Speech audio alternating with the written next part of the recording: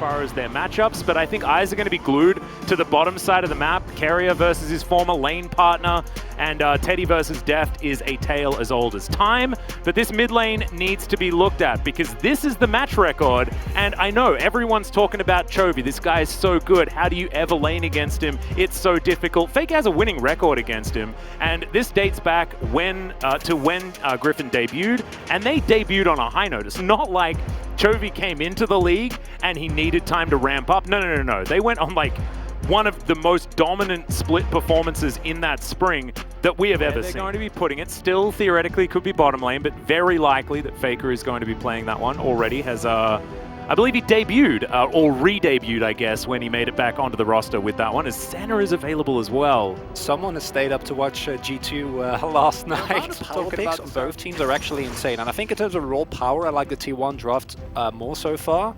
But I think that the Hanwha Live already has a comp that's ludicrous to play into, right? Because look at what is going to be thrown your way. You have the hard engage from a Hecarim and a Renekton, or and a Gragas rather, augmented by the threat of a Shockwave, a Body Slam Shockwave, a devastating charge into a Shockwave. Like, all of these things, Onslaught of Shadows, are so terrifying. I'm happy to go for this, can then ban away things like the Thresh. Thresh needs to go. Maybe even the Blitzcrank, right? Like, these kind of hook champions that can really provide a lot of additional threat. This does, however, create a situation in which you're fairly certain where everything is going to go. Okay, oh my god! Ezreal Yumiing, boys! Listen, and this is gorgeous because this is the attempt at punishing in a different direction, right? As opposed to going for, okay, we're going to try and like get a hook champion and try and kill you regardless.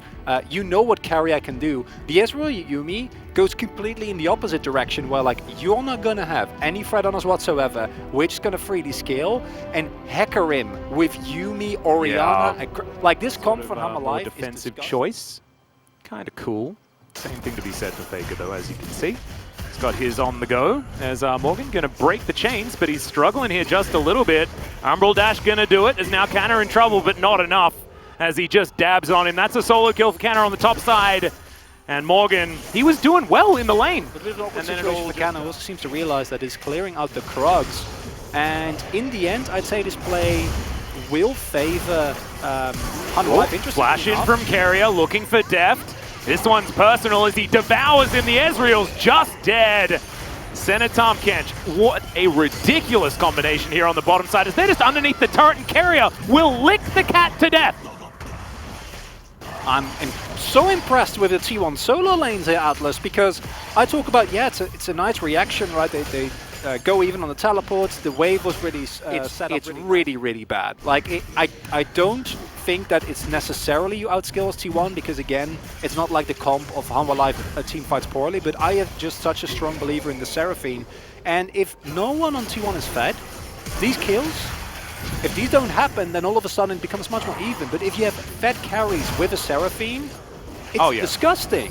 No, it's ridiculous. The insurance is most certainly still there. As Carrier he wanted to tank this one up so Teddy could get the kill, but he was like, no, I'll take it. 좋아요. I like it. Teddy's just having a good time. Might get ganked here. Yeah, a bit of a lane gank here from Johan, who's looking to make his way in. He can just ult. There's the flash in from Morgan, and this is a very dead Aatrox. Dawning Shadow comes down, though, and Cuz will turn up. They're turning it on the horse. Morgan is going to be able to grab the Aatrox, but now he's got a big bear after him. Looking to try and lock this one down. Faker coming on in, but they're taking them around the Rosie, as there's the barrel. Cuz now lumbering towards the Gragas, and he will not have that body slam. Faker will pick up the kill. 1-4 now in favor of T1. And it is just all around an incredibly strong performance here from T1 in terms of sheer laning pressure and response around the map. Yes, Kana dies in the end, but it's a 2-for-1 trade. You keep the Hecarim on even footing as well, because I think a danger in this matchup is that if Kaz doesn't get early game stuff done, then Johan can just farm up and kind of outskill the Volibear, who with this comp is a lot stronger than he otherwise would be, but still you don't pick Volibear for the late game. That 2,000 gold lead as Deft is going to get Abyssal Voyaged on, but he's got the zoomies, he should be okay, but final chapter coming on down here as Teddy just locks up the kill, and Deft had flash, had cleanse, used nothing and died. I don't think he was expecting that crit, and I was not expecting that crit. Definitely got lost just through the sheer like wombo combo fighting power that you have. But if T1 keep it scattered a little bit, if they're able to position nicely enough, not group up while still using utility, they should be fine. Yeah, well, in goes the horse and the cat. Let's see what this can do. True Shot Barrage doing a fair bit of work as well, but oh my god, the Encore is fantastic. Shockwave eaten by all of the shields as Deft now tries to keep himself alive, but he cannot. Faker locks him down with an auto attack with a whole bunch of stuff for flowing water, but sold it when he was in base and decided to go for the Putrefier instead, just because of the disgustingness that is the Yuumi and the amount of healing that she provides. And now it's not even close, right? God, Deft just takes so much damage here from Teddy, and Carrier is super tanky right now as well. As there's the final chapter used mainly in Fear. Teddy just needs a couple more autos. Yep, the Piercing Darkness will do it. My god, he 3-shots Deft. And that's not including the Kraken Slayer proc. Like, oh my god, this center is just revolting. Yeah, this is disgusting from T1. Oh my god. Just a little kitty cat with a dream. Oh, and Vista's just going to be obliterated. T1 running an 11.6 comp in 11.5. I'm wondering why they weren't just doing that the entire time. Because, yeah, Shirley might actually be dancing on the Nexus.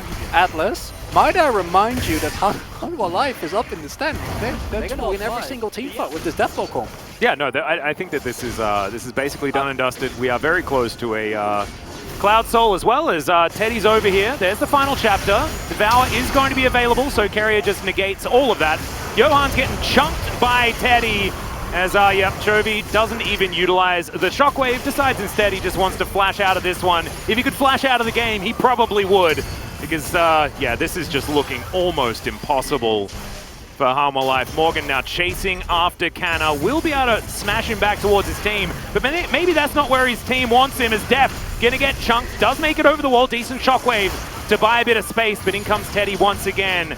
He's got more damage than a nuke right now as Faker throws out the ult. He doesn't really find too much. He may have found the Yuumi, but the Yuumi died in the blink of an eye. The Ezreal doing exactly the same thing. 6-0-7 for this Senna. Looking to make it 7-0-7.